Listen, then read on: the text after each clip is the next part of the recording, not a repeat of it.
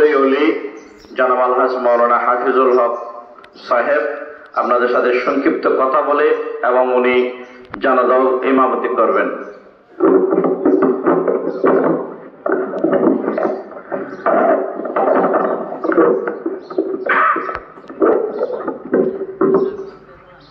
আসসালামু আলাইকুম ওয়া রাহমাতুল্লাহি ওয়া বারাকাতুহু।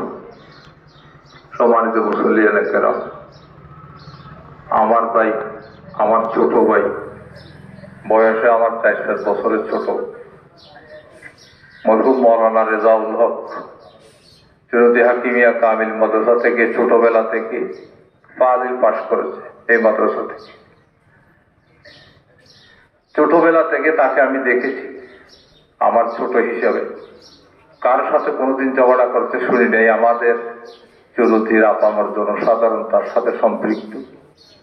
এখানেই বড় হয়েছে এবং লেখাপড়া এখানেই করেছে।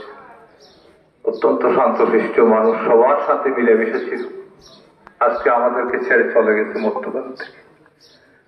আমি যারা আজকে আমার ভাইয়ের জনতায় এসেছেন সকলের কৃতজ্ঞতা প্রকাশ করছি, শুকরিয়া আদায় করছি। আল্লাহ যেন আপনাদের আশাকে কবুল করেন।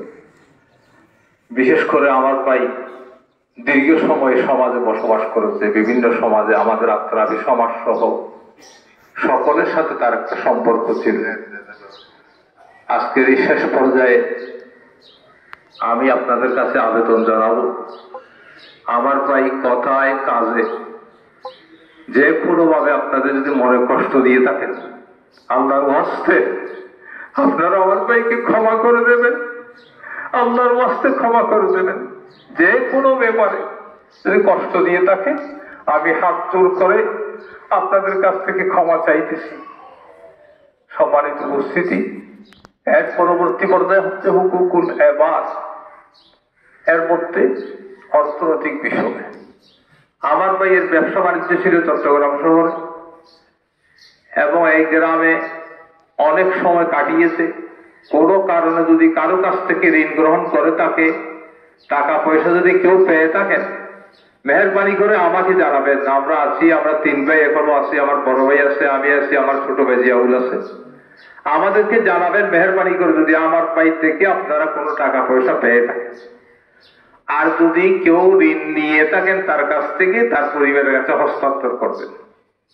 আমার ভাইয়ের রেখে যাওয়া 2 জন পুত্র সন্তান, একজন বড়টা দুবাই থাকে, ছোটটা ইন্টারমিডিয়েটে পড়ে এখানে আসছে।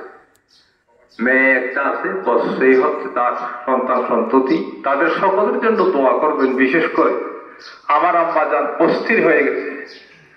আমার আম্মাজান এখনো আল্লাহ জীবিত রেখেছেন, তিনি অস্থির হয়ে গেছেন। আমরা নিজেরা নিজেদেরকে সামলাইতে পারতেছি না। মায়ের কথা তো আলাদা।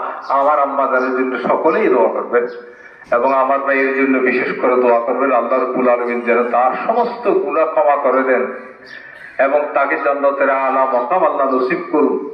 চৌধুরী মাদ্রাসার সাথে সম্পৃক্ততা তখন থেকে ছিল, এখনো ছিল। আমরা আমাদের পরিবারের পক্ষ থেকে আমরা এই মাদ্রাসায় সম্পৃক্ত রয়েছি। আমাদের আপনার ওসিয়ত,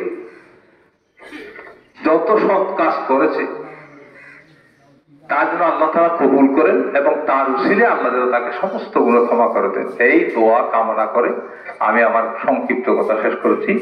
সকলকে কাতারে দাঁড়িয়ে যাওয়ার জন্য অনুরোধ।